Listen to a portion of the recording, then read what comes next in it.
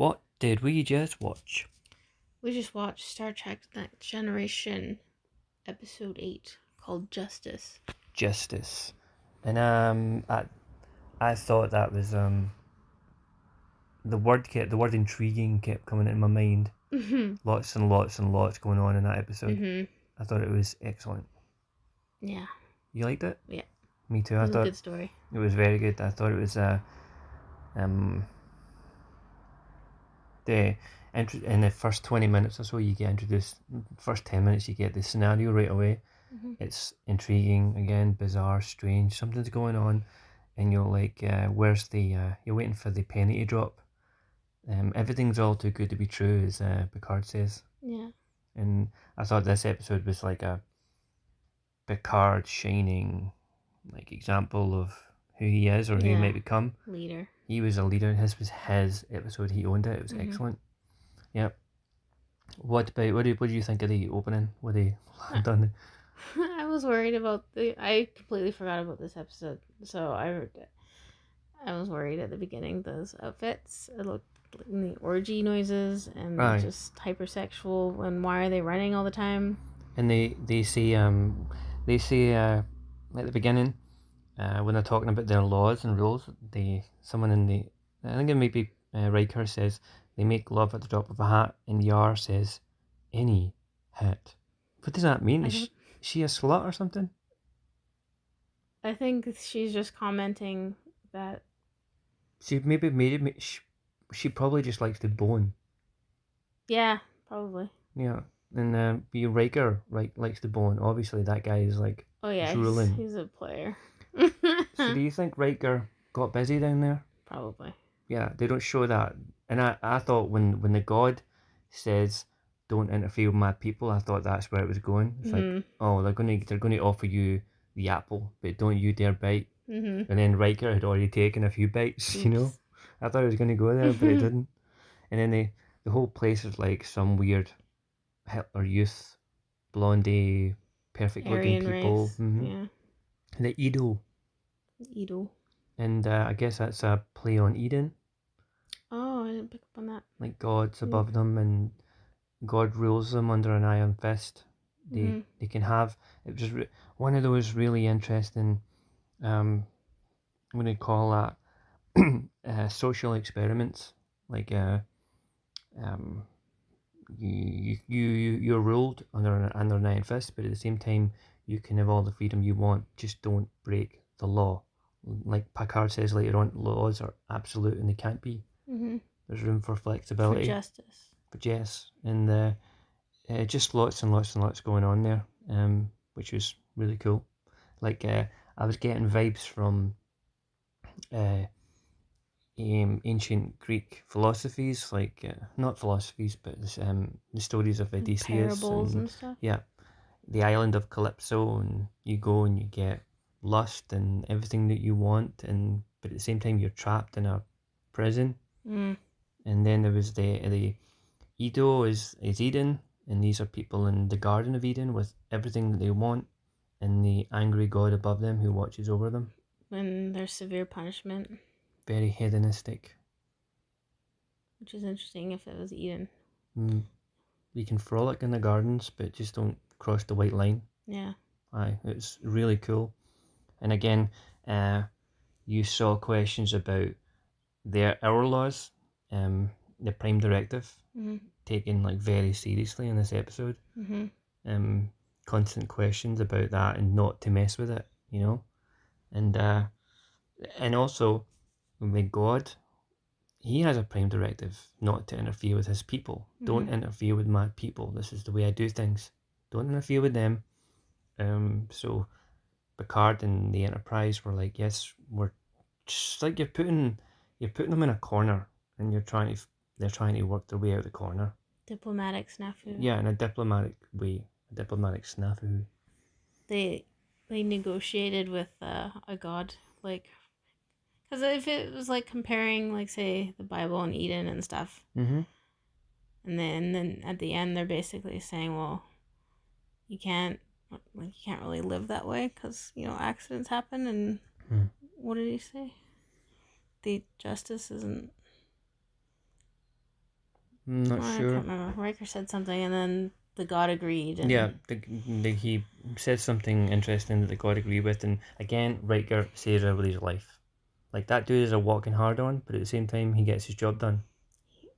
Yeah. Competent. But what was it? But do you think they were, this episode was mocking religion? I don't think they were mocking it. I think it was just... These simple races.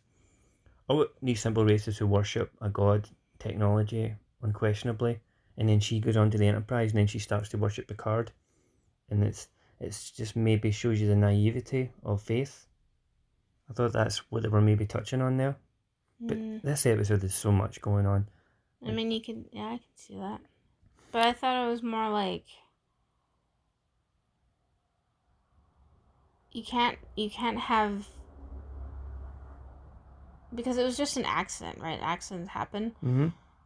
But then the rules, there has to be a gray area, and religion doesn't really, like, I thought, the hardcore Christian or a hardcore religious, you can't be so strict with, because life has got so much gray area to it. Yeah.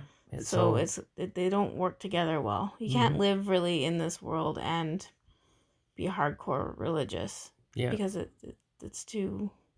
It's fundamental. It doesn't work together. Well, did you It's too complicated. Life is too complicated to have rules or like that, I guess. I don't know. Absolute this or that. Yeah. Right. And and that was a lot squeezed into 40 minutes. It's a lot to think about. Yeah, and I guess, like I said, it's reminding me of a lot of stuff. Mutiny on the Bounty. The sailors go to Tahiti and find the simple culture with the simple rules, and they're all beautiful and live in paradise, and they can take all these fruits for themselves. So remind me of that, and also the Twilight Zone. There was an episode of Twilight Zone called The Little People, and it's an astronaut, and he lands on an asteroid, and on the asteroid he finds tiny little people, and he starts to be their god, and telling them what to do, and then they build little statues of them. And is that what The Simpsons was with Lisa and their little people? Yeah. Oh, okay. Would you say I've made Lutherans or something? Oh, I can't remember. She was. I made Lutherans. Something like that. Yeah. But that's what The Simpsons were going off. It was an episode of Twilight Zone. It's similar to this. Oh, okay. There's lots going on, lots and lots, and it was super amounts of ideas in a little short space of time, and I thought that was excellent. And maybe the most interesting episode I've watched yet. It just keeps getting better and better. It does, yeah. And I've heard the season 1 is shaky, but this is so many cool moments. Aside from all the, political and philosophies and all that, it had good character moments, like really good moments with Data especially. Data, don't babble. Yeah. Don't babble. That was great. And he said to him, they were later in Jean-Luc's private quarters, and he says, "I need help, my friend." That was quite intimate. Yeah, Picard had let his Picard face down for a little bit with Data there. And we've seen that a couple of times on. We've seen that maybe once before in this season. He's in his private quarters, and he's a different person. Yeah. He's human. When he's on the bridge, he's the captain. Gotta get shit done. Yeah. So I thought solid episode, strong, good character moments. The only issue I had, and it was a small issue, was Beverly Crusher. Her acting seemed a bit odd. She was a wee bit off. I agree. Like, she's very wooden. Just, I don't know whether is it overacting, or is she just portraying her as like a very emotional person who just gets lost in her emotions. No, like a woman. Well, I just got the sense that she was a wee bit wooden, and maybe she was taking too much cocaine that day or something. Spaced out. Oh. Is she a crackhead or something? I don't know. That's the vibes I was getting, that she was just a wee bit. She's just off. She needed to have a wee sleep that day. Not there. No. She wasn't there. She's a hysterical woman. No, I didn't buy it. She was not hysterical enough. Her son was about to be executed by an alien race. She needed to be given more acting chops next to old fucking Patrick Stewart. Yeah, it was pretty weak. Yeah, that was the weakest. That was the weakest she's been. Noticeably bad. So yeah, I would say that's a strong Jean-Luc centered episode. And it was very different than TV now. Yeah. Like, you don't get these little stories. Yeah, it's just like a social experiment played out. You know, what if you gave a bunch of people these rules and told them to live this way? Yeah, that's very Star Trek, I think. That's great. Yeah. If that's the way it is, it's awesome. I'd say I'd give this a strong 8 Jean-Lucs out of 10. Would you? 8. 8. Yeah, 8. 8 Jean-Lucs or 8 Datas or 8 Worfs out of 10. Good old Worf. Yeah, I really want to say energized now. In a real world scenario, I want to be. In what situation would you need to say it? I'd be on a starship in the future. Oh, okay. Not now. Well, you don't want to use it in your life right now. The aliens land in the White House lawn. They ask me to come in. We're best buddies. We get on straight away. House on fire time. They get up there. They say, John, that's my name. We really like you, and we want you to, be our captain. Captain, my captain. And I say, yes, I will take this responsibility. And I lead the alien people. And then I get my moment to say, energize. Why did they choose you? They chose me because they thought, he's a good laugh. That's what the aliens needed after all. I mean, they tried the Fonz. He was up there first, but he was just too old. Like, who's next? Who we got next? If we don't find somebody, we're leaving. The next Fonz. We're Independence Day in this whole fucking city, unless someone comes to cheer them up. Yep. And then I basically turn the tables on Earth, and I make Earth like the Twilight Zone little people. They're my little people. Oh, you're gonna look after us all? Yeah, I'll be that Edo god in space, and I'll just take my balls and put them on Data's head. Anyway, so what did we just watch? What did we just watch? We watched Star Trek.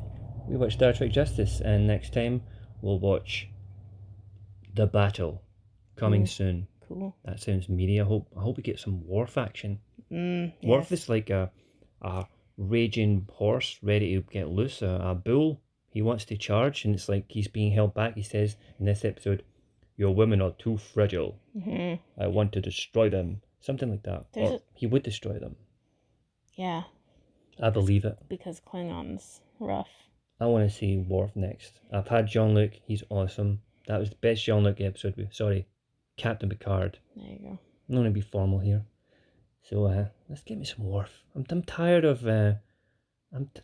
although Wesley Crusher wasn't as annoying in this episode, I'm getting irritated with his sweaters and his presence in general.